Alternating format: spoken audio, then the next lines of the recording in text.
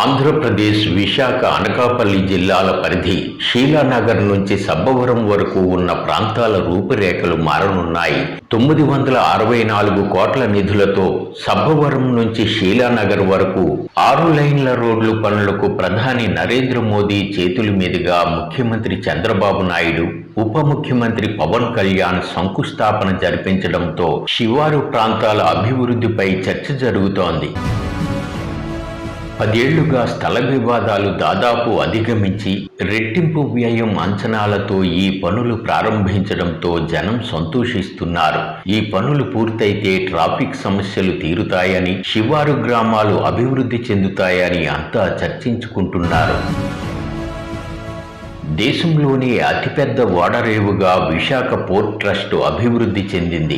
ఏటా 65 మిలియన్ టన్నుల కార్గో రవాణా జరుగుతోంది. విశాఖ పోర్టు నుంచి ముంబై, ఢిల్లీ, అహ్మదాబాద్, బెంగళూరు, హైదరాబాదు పట్టణాలకు ఎరువులు, పండ్లు, కూరగాయలు, ధాన్యాలు, రసాయనాలు, మందులు, ఆటోమొబైల్స్, వాహనాలు, సిమెంట్, ఐరన్, గృహోపకరణాలు, బట్టలు ఇలా టన్నుల కొద్దీ కార్గో రవాణా జరుగుతోంది. దీంతో విశాఖ పోర్ట్ ట్రస్ట్ నుంచి వచ్చి వెళ్లే వాహనాలతో విశాఖలో ట్రాఫిక్ రద్దీ విపరీతంగా పెరిగిపోయింది. ఈ దశలో విశాఖ పోర్ట్ ట్రస్ట్ కు రోడ్డు కనెక్టివిటీ పెంచేలా షీలానగర్ నుంచి సబ్బవరం వరకు 6 లైన్ల రోడ్డు ప్రతిపాదన 10 ఏళ్ల క్రితమే వచ్చింది. అనకాపల్లి, ఆనందపురం 6 లైన్ల రోడ్డుకు ఇది అనుసంధానం చేస్తారు. సబ్బవరం నుంచి జగ్గయ్యపాలెం, సత్తివానిపాలెం, కోటనరవ, నరవ, జెర్రిపోతులపాలెం, చింతగట్ల, నందవరపు వానిపాలెం మీదుగా సబ్బవరం వరకు దాదాపు 13 కిలోమీటర్ల మేర 6 లైన్ల రోడ్డు నిర్మాణం జరగబోతోంది.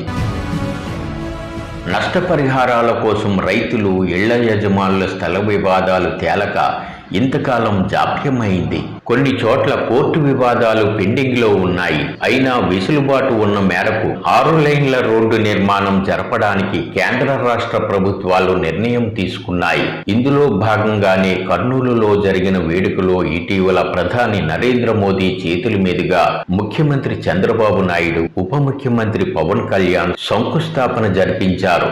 National highway authority of India ఆధ్వర్యాన ఈ పనులకు శ్రీకారం చుట్టారు. 90% కంటే ఎక్కువ భూసేకరణ జరిగినట్లు అధికారులు చెబుతున్నారు. 6 లైన్ల రోడ్డు నిర్మాణం పూర్తయితే షీలానగర్ నుంచి సబ్బవరం వరకు ఉన్న గ్రామాల రూపురేఖలు మారుతాయని జనం చర్చించుకుంటున్నారు.